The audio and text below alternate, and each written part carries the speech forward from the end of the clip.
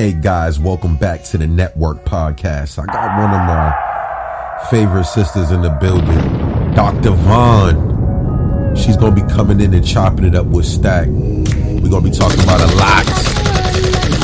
Let's go, Vaughn. I'll see you in a minute. And don't stop. I guess all I can fly is to the highest mountain tops. I can breathe you, I can drink in your laugh, I can live on your smile. I can trip, but if I can fall into your arms, I love you, Steph. I can love, I can be better with you, for real, for real. I can hear, I can feel, I can see, I can tell you, for real. I can love, I can be better with you, for real, for real.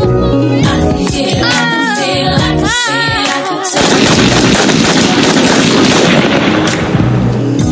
I can stare, I can memorize your face, your hands. Y'all know we always got fire ass guests that come up here, right? And I always tell y'all, get ready for the fire guests. Get ready for the individuals that come up here. Today I got my sister Vaughn coming in, right? And I think she actually just joined. So Vaughn, can you please just introduce yourself? Tell the people what you do. I'm going to get into some questions, Vaughn. So thank you for coming up to the show. Over to you. Well, hi, my name is Vaughn, aka Dr. Vaughn. I am a licensed marriage and family therapist. I'm also a suicide interventionist for the Department of Defense. Also a mom, a sister, all the things in between. I love that, Vaughn. Thank you for coming up to the show. My first question for you, Dr. Vaughn, is you're a therapist, you're a sorority sister, you're a great mother. How did these three roles fuel each other, and how did they shape the woman you are today? Let's get into that, Vaughn. Over to you. So starting with a therapist, I got into therapy because I saw a need. My mother was a multi-time stroke victim, and I saw the way that her mental health deteriorated after each time she had a stroke, but I also saw the lack of care that was given to that outside of her cognitive functioning. So I decided to go into mental health psychology so that I could fill that need. I didn't take the original route that I planned on taking, but I feel as though I found a role for myself and purpose in what I do. As far as how that plays into me being in a sorority as well as me being a mom, me being a mom is something I think that comes natural, just who I am, as well as showing up for my sorors, for my sisters, people that I've taken into my family. It's just a part of who I am. Unfortunately, I've been deemed the mother hen with any friend group that I'm in. So just showing up for people, seeing people for who they are, not for the behaviors that they have. And I think that's an important part of just being a human. Ooh, Vaughn's in the building.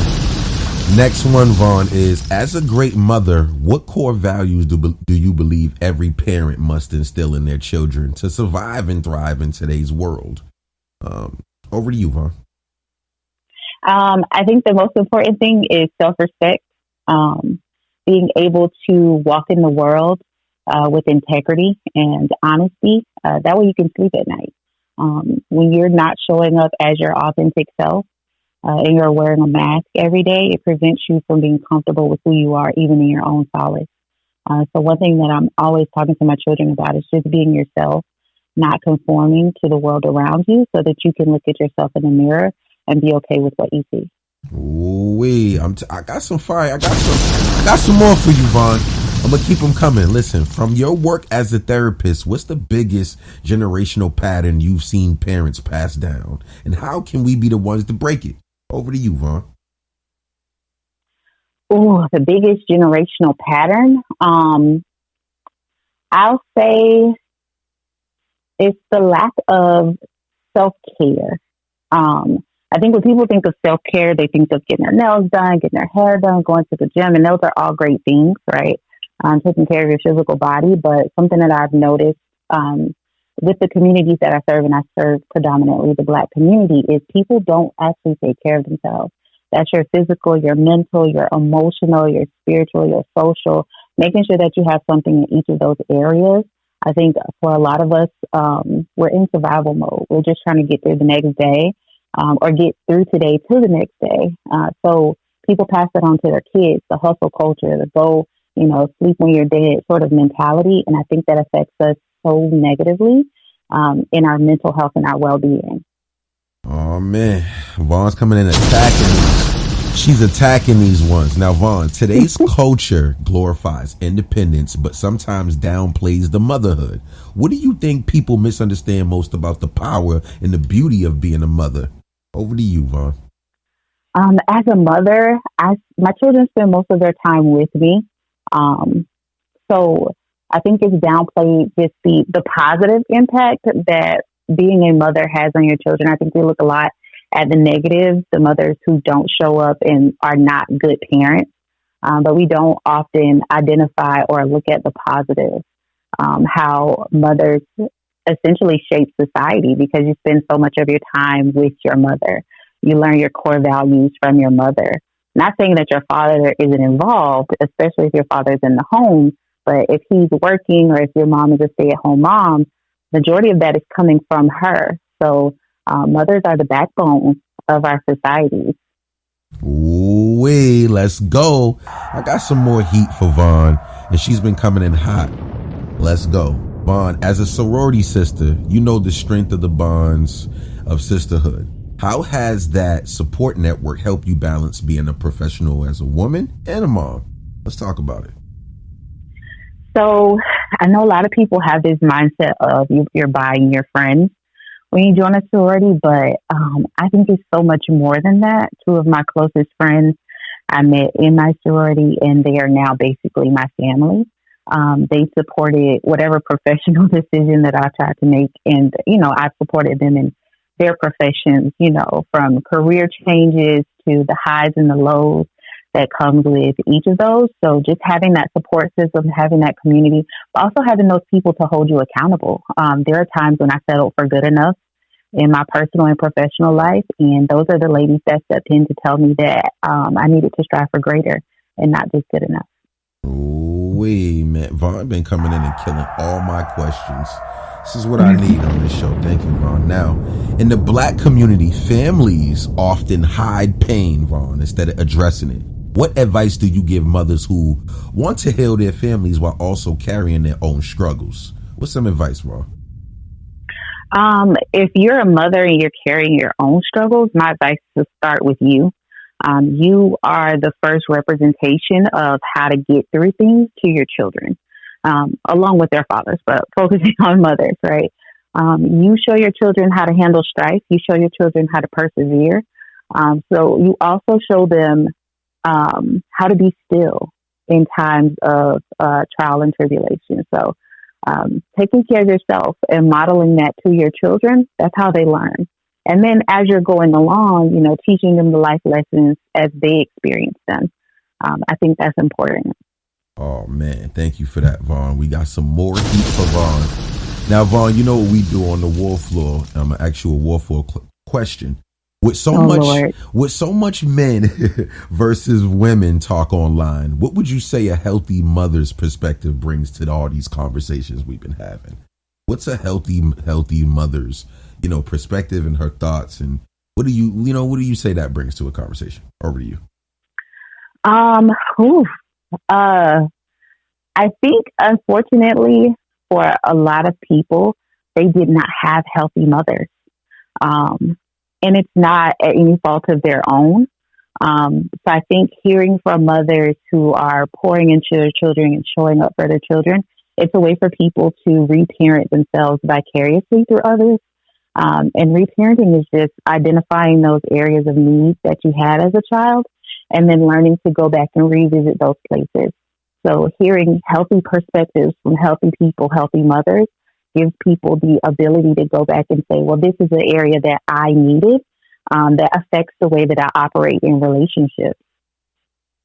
Now I'm going to get into the social media part. Vaughn, I got a social media question for you. Social media is raising a lot of kids today. What's the greatest danger it brings to parenting, and how can mothers fight back against it? Let's talk about it. Oh my goodness. So I am one of those parents that I don't believe children should be on social media, only because you do not have the ability to fully filter what your children are exposed to. And they may come across things that go against the value system within your home. So even though, they're going to school and they're being exposed to different things, the internet just opens them up to a wider pool of misinformation and things, like I said, that go against what you're trying to instill in your children. As a mother, our internet has a lock on it, so they can't search certain things when they're on the Wi-Fi. They can't watch certain things on the Wi-Fi, and that's just something that I did to safeguard within my home. Now, once they're outside of my home, there's little control that I have, but the hope is that I've created the mindset that information isn't even interesting to them. So when they come across it, they just skate right past it. Ooh, Vaughn them skated through that right there. Now, Vaughn, I got some advice questions for, women and mothers. If you could speak directly to young Black women who are balancing careers, relationships, and motherhood, what's the fire message to them? Let's talk about it. Because I've been there, right? Balancing career, motherhood, personal life. The best message that I could give is accept the help. When people are trying to show up for you and trying to be there for you, don't feel like you have to do it all by yourself to prove something, to prove that you can do it. Establish a community of like-minded people that can show up for you, no matter where you get them from, whether you meet them locally, on the internet, through different apps, because I know there's apps for that. There's an app for everything, but establishing a community that can get behind you to be there for you and your children. Ooh-wee. Now, my last question for you, Vaughn, is at the end of the day, what do you want your children and everyone you've impacted to say about who Dr. Vaughn was as a mother and a woman? Let's talk about it. I would want them to say that I was myself. I was unapologetically me, the good, bad, and the ugly. I always did my best in every situation, and sometimes I faltered. And I was able to own when I faltered. I would want them to say that, they appreciated anything that I offered to them, and I was also willing to receive from other people. Yeah. Ooh, now, Vaughn, any last things you want to leave us with? Where could they find you at on social media? Any things like that, Vaughn, you want the people to know more about you, or anything you want to leave us with today on the network podcast? I don't have a large social media presence, so you won't be able to find me there. But if you're, on Clubhouse or on these podcasts, you'll hear my voice pop up every now and then. You can say hi, you can check in with me. If you have any questions, you can always ask. I'm always willing to answer questions.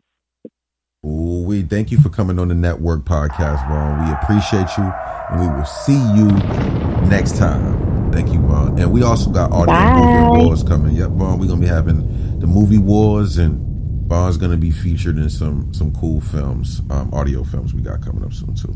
Thank you for supporting, Vaughn. Thank you.